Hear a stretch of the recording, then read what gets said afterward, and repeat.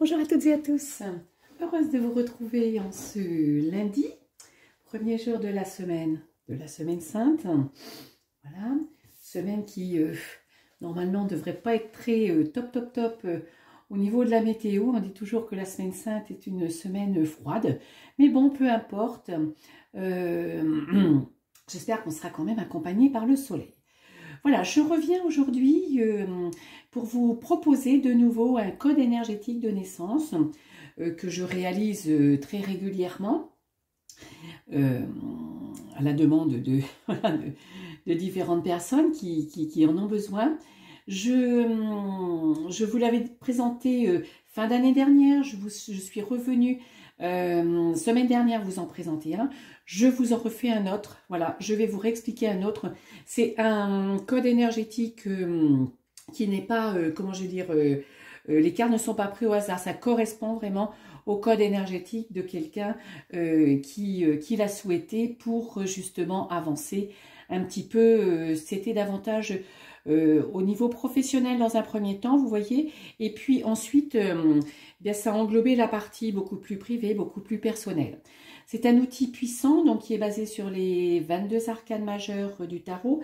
Vous voyez des différentes cartes, effectivement, parce que par rapport au calcul, on peut retomber sur les mêmes arcanes, donc il faut plusieurs jeux. Moi, j'ai pas forcément 4 fois les 22 arcanes du même jeu pour l'instant, donc je prends plusieurs tarots pour que on colle tout à fait à la réalité des énergies. Donc, code énergétique de naissance basé, comme son nom l'indique, sur la date de naissance et l'heure de naissance. Et ensuite, eh bien, on déroule un petit peu tout autour différentes énergies, différents messages, différents conseils, différents positionnements pour trouver comment dirais, cette direction, cette nouvelle voie engagée, en tout cas sur laquelle s'engager avec beaucoup plus d'assurance et de confiance. Sur le côté, les cartes d'activation, je vous explique comment elles s'intégreront à la fin du code énergétique de naissance. Code énergétique de naissance, moi je le réalise en 2 fois 45 minutes de consultation parce que après avoir dévoilé les premières cartes, la première série de cartes, il faut que vous digériez, voilà, il faut que vous compreniez, il faut laisser infuser, il faut voilà, vous laisser imprégner. Et puis ensuite, on se revoit 4 ou 5 jours après pour les cartes d'activation. Moi aujourd'hui, je vous le fais en version accélérée, pour que vous puissiez vous rendre compte de la pertinence, de l'impact, de la puissance du code énergétique. Et puis, petite surprise, je viendrai très prochainement vous présenter une nouvelle formule du code énergétique, celui-ci, code énergétique d'anniversaire, où là, bien, à partir de votre date anniversaire, pendant une année, eh bien, on regarde ce qui va se passer, on regarde comment votre année va se dérouler, avec toutes les clés qui apparaîtront dans le tirage. Voilà, allez, nous démarrons. Donc, au centre, date de naissance, heure de naissance. Donc là, la personne est venue avec la justice, par la force. Donc, je dirais que c'est une personne qui est venue pour tester, pour être alignée, pour être équilibrée, pour être en équilibre permanent, constant avec elle-même, bien évidemment, alignée avec le grand tout, alignée avec la terre, l'ancrage, voilà, alignée avec elle-même, quelqu'un qui sait bien regarder devant elle, qui n'a pas de faux fuyant dans sa vie, hein. C'est ça la justice, hein. C'est quelqu'un qui est venu, c'est quelqu'un qui est aligné, voilà. Et aussitôt que cet alignement est perturbé, ben, la personne voilà, vous n'êtes pas bien, vous n'êtes pas bien. Hein. Et par la force, ben, je dirais que cet alignement et cet équilibre se passe tout au long de sa vie de façon, quelles que soient les épreuves à traverser ou auxquelles cette personne doit faire face, eh bien, elle aborde les choses avec sans résistance, voilà. Même s'il se passe des choses qui ne lui conviennent pas dans sa vie, hein, voilà. La force, c'est vraiment ne pas résister, accepter, laisser faire l'univers. C'est quelqu'un qui est connecté aussi, c'est quelqu'un qui s'écoute, c'est quelqu'un qui est à l'écoute de ses intuitions, à l'écoute d'elle-même. C'est quelqu'un qui sait se faire confiance, même si dans le monde extérieur, les apparences sont contre elle. Elle ne résiste pas.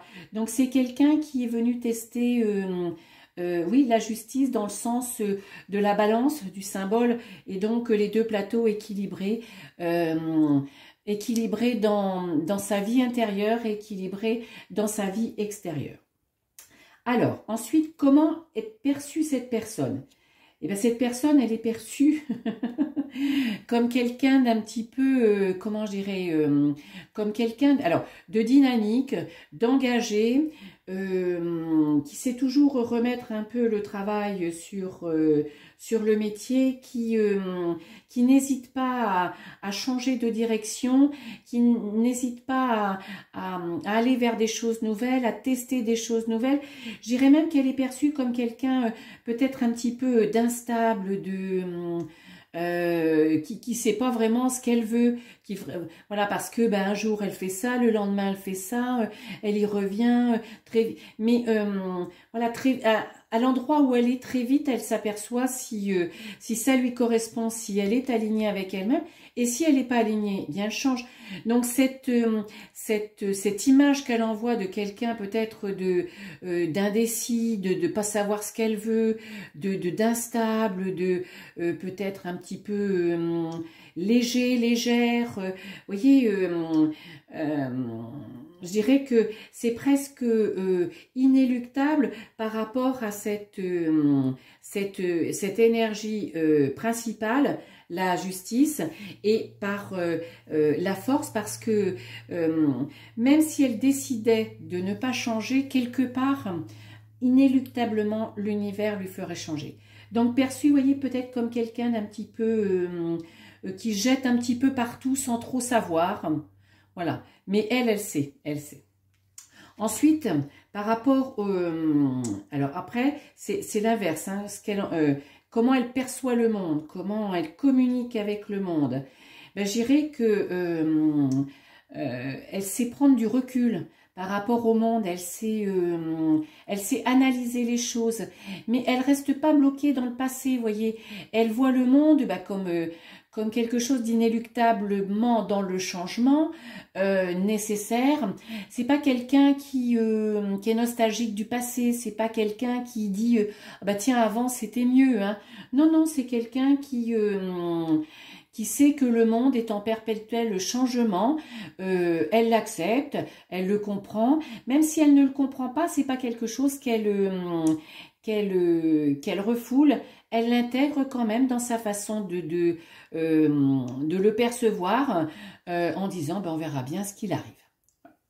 Ensuite, comment elle interagit, cette personne?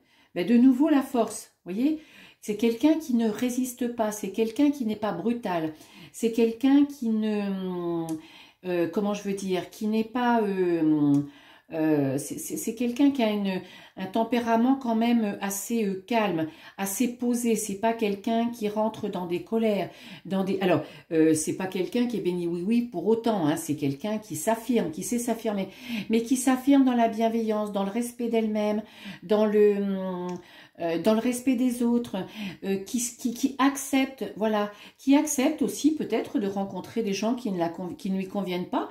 Mais s'ils ne lui conviennent pas, hop là, elle se réaligne, ou elle change de personne, ben, non, cette amitié n'est pas possible, ce job n'est pas possible. Vous voyez, c'est quelqu'un qui, malgré tout, a tellement de ressenti et tellement besoin d'être alignée avec elle-même pour avancer, que oui, elle laisse faire les choses, mais ça ne veut pas dire qu'elle n'agit pas, hein, parce que justement, le fait d'être aligné, ça veut dire, ou de se réaligner de façon permanente, ça veut dire justement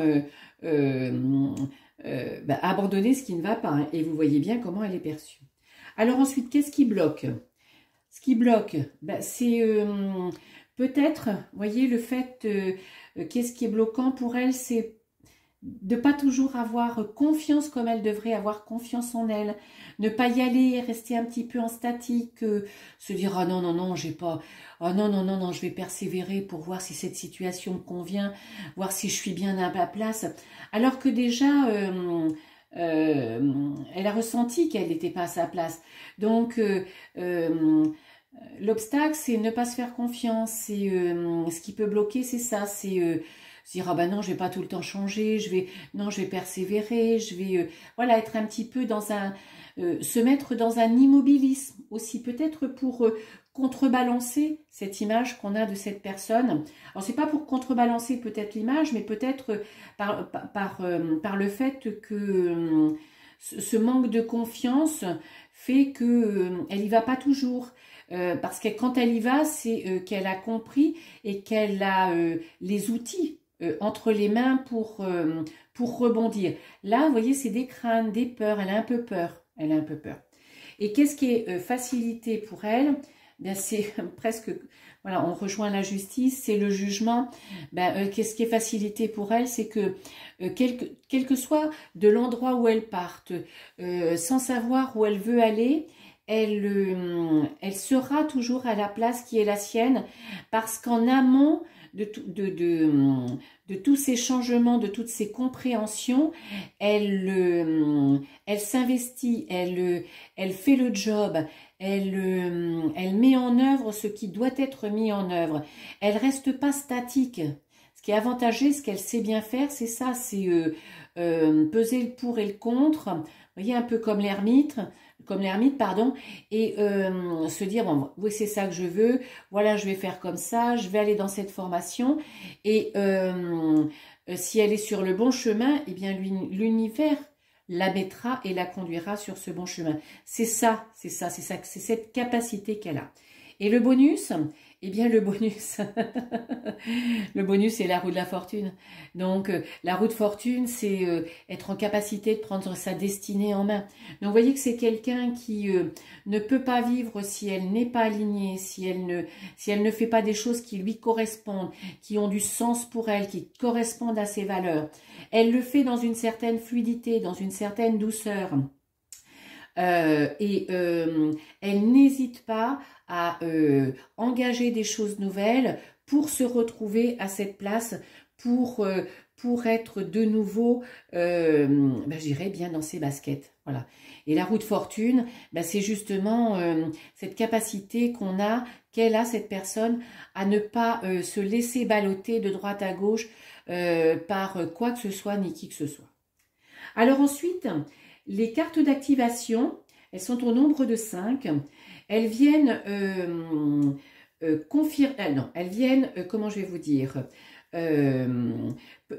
donner la clé pour que cette personne soit toujours dans son énergie principale de justice. Parce qu'on l'a bien compris, elle ne peut pas vivre si elle n'est pas alignée. Donc là, vous voyez, elle change tout le temps. Elle apparaît comme quelqu'un d'instable. Donc, qu'est-ce qui peut faire quelle est l'énergie qu'on lui conseille, qu'on va lui donner, sur laquelle on va la guider pour ne plus donner cette impression? Eh bien, hop, c'est de nouveau la justice. C'est de nouveau la justice. Donc, moi, je dirais que au-delà de comment elle peut paraître, cette personne, la clé, pour elle, c'est de toujours être en accord avec elle-même. Donc, quelque part, cette personne, elle a raison de rebondir de façon constante dans sa vie, quel que soit le domaine professionnel, sentimental, familial, amical. Elle a raison de continuer à vouloir être aligné, à vouloir faire des choses qui lui correspondent, qui ont du sens, qui sont elles. Ensuite,